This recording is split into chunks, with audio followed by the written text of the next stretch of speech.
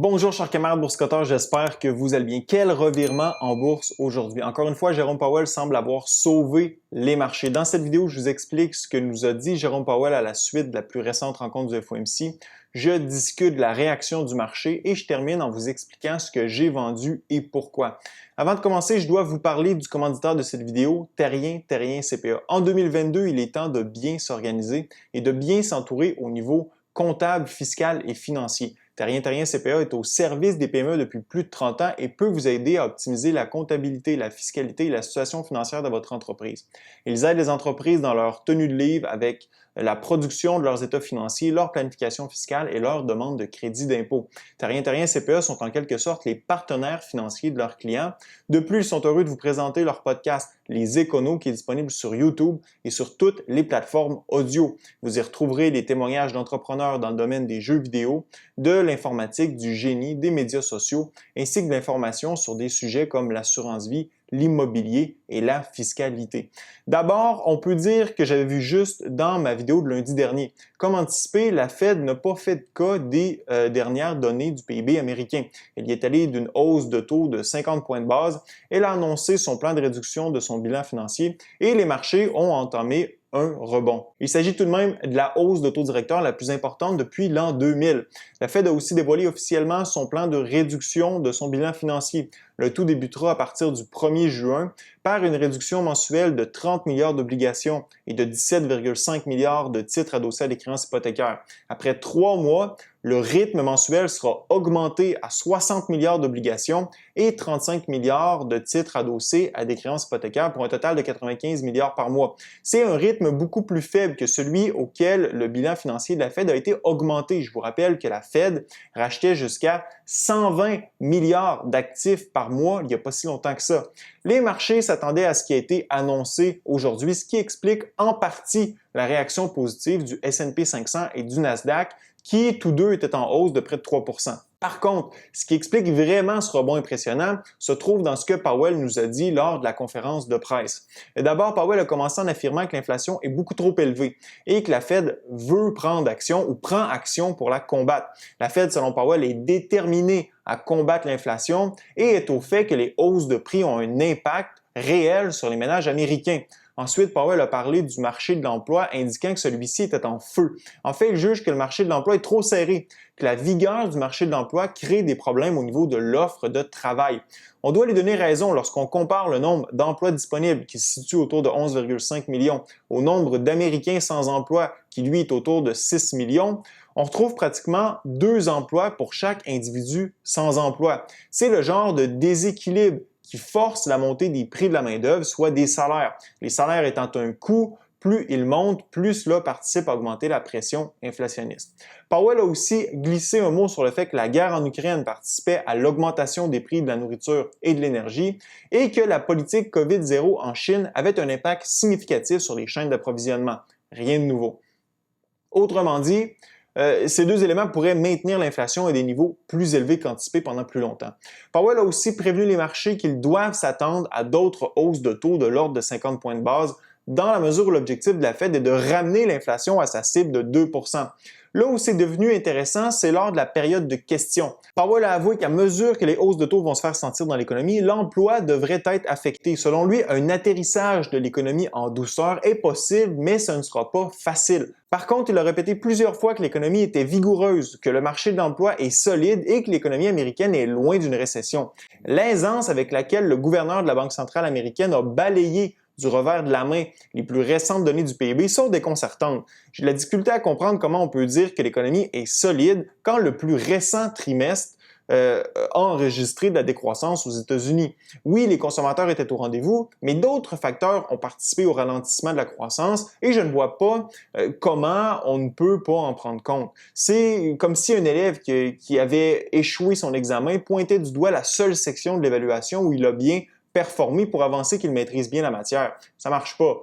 Peu importe, pour Powell, l'économie américaine est loin d'une potentielle récession et les prévisions économiques anticipent une croissance autour de 2 % pour l'année. Un peu ironique de mettre de l'avant les prévisions économiques. On a vu à quel point elles étaient peu fiables avec la publication des données du PIB du dernier trimestre ou du premier trimestre de 2022.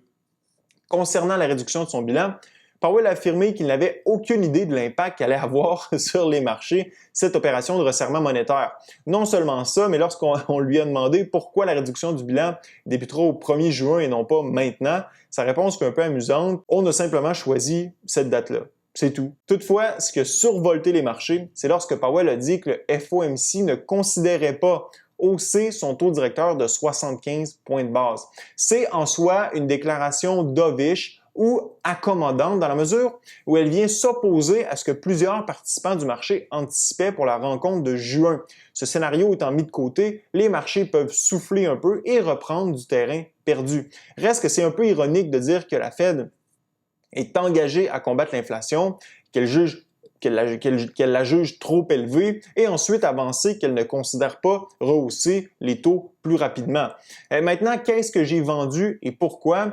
Avant toute chose, je rappelle que ceci n'est pas un conseil d'investissement et que je ne suis pas un conseiller financier. Je me suis débarrassé de mes fonds d'investissement passifs. J'entends déjà certains d'entre vous un peu confus par rapport à ma décision.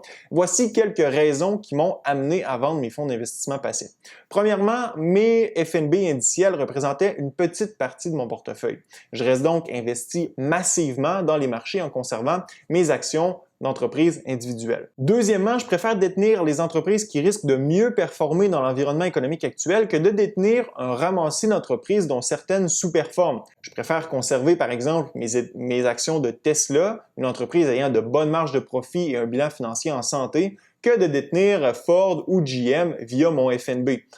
Troisièmement, j'étais inconfortable avec mon niveau de liquidité. Vous le savez, ça fait plusieurs vidéos que je le dis, j'essaie d'accumuler un maximum de liquidité depuis plusieurs semaines, depuis quelques mois. Avoir des liquidités au moment opportun, c'est comme avoir une veste de sauvetage lorsque vous allez en mer. Si vous tombez à l'eau, ça risque de vous sauver la vie. C'est la même chose en bourse. Quand le bateau commence à tanguer, c'est le temps de mettre sa veste de sauvetage parce que s'il chavire, vous ne coulerez pas au fond.